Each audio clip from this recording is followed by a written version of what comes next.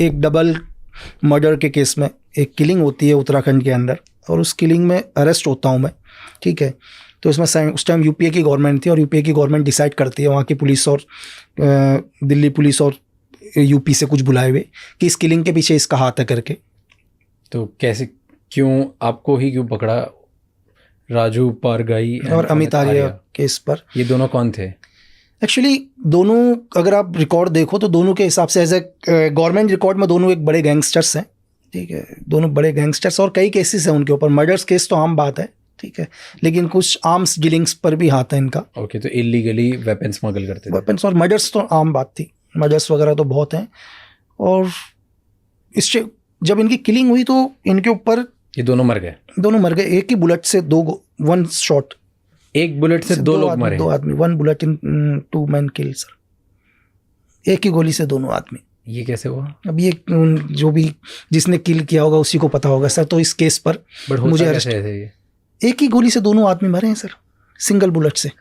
कैसे होता है, मतलब व्हाट इज पॉसिबल? अच्छा, पीएम एक ही कि जिसने भी मारा है, जिस शूटर्स ने भी मारा है इसको, जिस आदमी ने भी, उसने ऐसा एम लिया कि उसे दोबारा ना मारना पड़े 2 गोली। उसने इस टाइप का डायरेक्शन बनाया है कि वो एंगल लिया है कि एक ही साथ दोनों का हेड जाना चाहिए करके।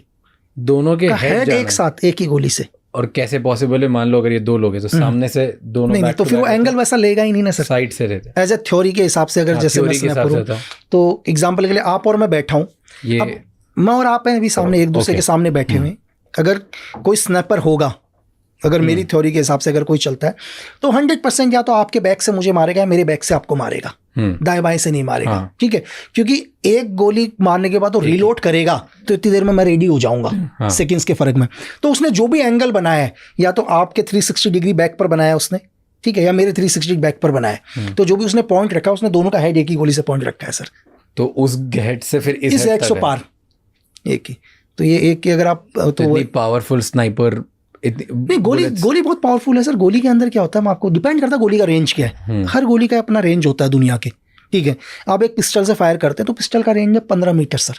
15 मीटर पर मेरी तरफ से आप 12 सर भी लेके आ जाओगे तो 12 सर भी उड़ा देगा, वो पार कर जाएगा। AK-47 है, 300 गज रेंज है उसका। 300 गज में मुझे लगता है अगर हम 15 आदमी भी खड़े होंगे तो 15 को पार कर देगा सर। बट एक ही शर्त होनी चाहिए कि गोली आपके बोन में टच नहीं होनी चाहिए सर, क्योंकि बोन बहुत मजबूत होता है। बोन को गोली नहीं पार कर पाती, एकदम से तोड़ देगी, पार नहीं कर पाएगी। एक बुलेट से 2 लोगों को मार दिया, 2 लोगों को, दोनों टॉप गैंगस्टर्स को, दोनों टॉप। कई केसेस, तो फिर कभी केस प्रूफ नहीं हुआ सर। तो इसके चक्कर में आपको जेल में डाला? मुझे उठाया इस केस के ऊपर कि ये किलिंग भाई आपने करी है, मैंने करी है किलिंग, ठीक है। लेकिन किलिंग के लिए भाई उस टाइम यूपीए गवर्नमेंट एक ही चीज थी कि यार भाई किलिंग का कोई मोटिव तो होना चाहिए, क्यों मारूंगा? चलो एक कोई मतलब नहीं, हम कहीं जानते ही नहीं, लेकिन मारेगा क्यों आदमी? लेकिन सबसे बड़ी दिक्कत यूपीए गवर्नमेंट के लिए यही आ गया, किलिंग का रीजन क्या डालें करके, ठीक है, कि रीजन क्या डालें किलिंग का। बट क्या मतलब 1000 लोग और मार सकते थे, आपको ही क्यों उठाया? कुछ तो मिला होगा, कुछ तो प्रूफ हुआ होगा कि नहीं बस शक के दायरे में उठा दिया। एक्चुअली क्या हुआ कि जिस क्राइम सीन पर उनकी डेड बॉडी मिली, उसी क्राइम सीन पर एक हॉलिस्टर मिला उनको। हॉलिस्टर मतलब पिस्टल जिस पर रखी जाती है, हाँ, ठीक है। और मेरी गन का जो लाइसेंस, मेरे पास जो गन है सेम उसी शेप की है, उसी साइज की गन है जो हॉलिस्टर आता है। और दूसरी चीज कि वहां की कुछ इंटेलिजेंस वगैरह को इनपुट ये लगा कि ये शॉट 100% उसके अलावा किसी का नहीं है। पहली चीज कि मतलब इस टाइप का शॉट और कोई से उन्होंने सिर्फ एक ही चीज बोला था, मतलब जिसने मेरे को अरेस्ट किया, जिस IPS ने अरेस्ट किया, वो मुझे एक ही चीज बोलता है, देख कि मैं तुझसे ये नहीं पूछ रहा हूँ कि तूने मारा, मैं तुझसे ये नहीं पूछूंगा। बोला मुझे मालूम है तूने ही मारा है, मुझे सिर्फ ये जानना है तूने क्यों मारा है। और क्यों ऐसा बोला उसने एक ही क्वेश्चन किया, बोला कि ये शॉट तेरे अलावा दुनिया में किसी ने मारा ही नहीं है। उसका एक ही क्वेश्चन था सर। उसने बोल दिया मैं तेरे से ये नहीं पूछूंगा कि तूने मारा है या नहीं मारा, मैं तुझसे सिर्फ ये पूछ रहा हूँ तूने क्यों मारा, ये तेरे अलावा किसी और का किलिंग है ही नहीं। तो 3 दिन तक रिमांड में रखा, 36 घंटे तक, वो भी बिना मतलब बताए गवर्नमेंट को, बिना कोर्ट अलाउ नहीं है किसी को भी। अच्छा, आप 24 आवर्स से अपनी कस्टडी में नहीं रख सकते, इल्लीगली 36 घंटे तक अपनी कस्टडी में रखा। एक ही क्वेश्चन कि क्यों मारा। तो फिर आपको जेल में ले गए। फिर जब उनको कुछ नहीं लगा तो क्या मोटिव लगाएं करके, मोटिव भी तो चाहिए ना। अगर दुनिया के अंदर क्या है सर, 302 क्या है, और 304 क्या है?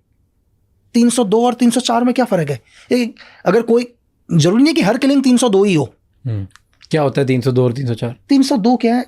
अभी आप और मैं यहाँ बैठे हैं और मैं एकदम से क्या करता हूँ, अभी आपको ये उठाता हूँ और मार देता हूँ, आपकी डेथ होती है।